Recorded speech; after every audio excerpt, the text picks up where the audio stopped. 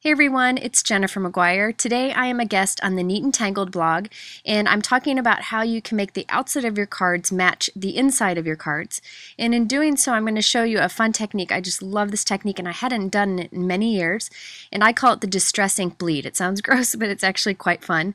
It's what I used to create this card. This was really fast to do, even though it looks like it took a bit of work, but we're really going to let the distress inks and the water do all the work for us. And then I'll show you how I did the inside of the card too. So I have this stamp from Neat and Tangled. I think it's fantastic. It's just beautiful. So I'm going to stamp it onto watercolor paper. This is Tim Holtz Distress watercolor paper. Any kind of watercolor paper would work well. This is my favorite. And I'm going to add some distress inks to this stamp. Distress inks react with water, and we're going to take advantage of that in a moment. But I want to apply various colors onto this stamp. So I'm using 4 different colors: Seedless Preserves, Picked Raspberries, Salty Ocean, and Chipped Sapphire. Now you'll notice that some of the ink touches another ink pad. That's okay. It doesn't harm the ink pad in any way. Just getting a nice mix of color on here. Now this won't be the perfect stamped image when I stamp this. I don't normally use distress inks for plain stamping.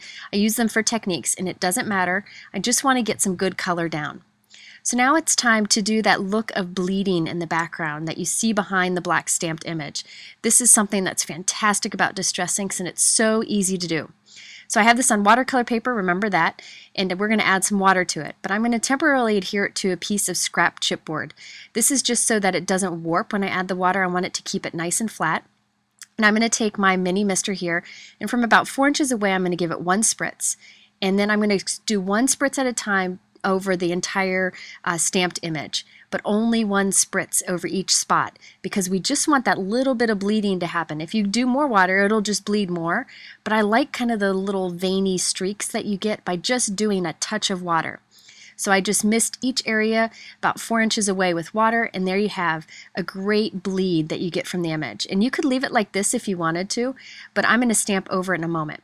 But I'm heating it just to speed up the drying process. This is a really quick card to make. So it's fun to use distress inks in this way because you can allow the water to do the work for you. It just makes that color bleed. So now I decided, you could have left it how it was, but I decided to stamp right over the exact same image with black ink. So it looks like the color's just coming out from behind the black ink. It's just a different way of doing it. You could leave it how it was before. And there we have that really vibrant black image against that soft watercolor background. Now to finish this card, I decided I wanted to have a little something interesting on the black note card. So I'm going to clear emboss these stripes from Impression Obsession. I love doing kind of a tone-on-tone clear embossing background on a note card just to add just a little bit of interest to it. I thought this black note card was a nice touch around that very simple stamped image that we did earlier. You'll notice that I'm not taking any care to get the embossed area in the center of the card because only the sides of this embossing will be showing behind the stamp panel that we did earlier. I did decide I wanted a pop of color around our stamped piece here, so I've put it onto some pink paper, and then I'm just going to trim to get a nice mat on the 2 sides of the piece, and not on the top and the bottom, just on the 2 sides. And then I'll add this onto the note cards with some foam adhesive. So you can see that's quite simple, but I wanted to add something in the inside of the card to tie it all together. So I actually cut a white watercolor piece, and I've matted it on some pink paper just like I did on the front, but I cut it a little bit short in the height so that when I glue it on the inside of the card, my card folds nicely still. So I just cut it a slightly bit shorter so that it folds nicely. So now the inside of my card perfectly matches the outside of my card. Now I'm also going to do that same technique on the bottom, but with a simpler image. This is another Neat and Tangled set, and I've got this just simple outline heart. I'm going to stamp it once with some Seedless Preserves, and then I'll just add a little bit of water to it. Now I'm doing it a little bit different this time. I'm doing one color, and then I'm going to spritz it and let it dry, and then I'm going to do another color right on top of it. It's just because this was such a tiny image, I couldn't really get a lot of colors on top of it.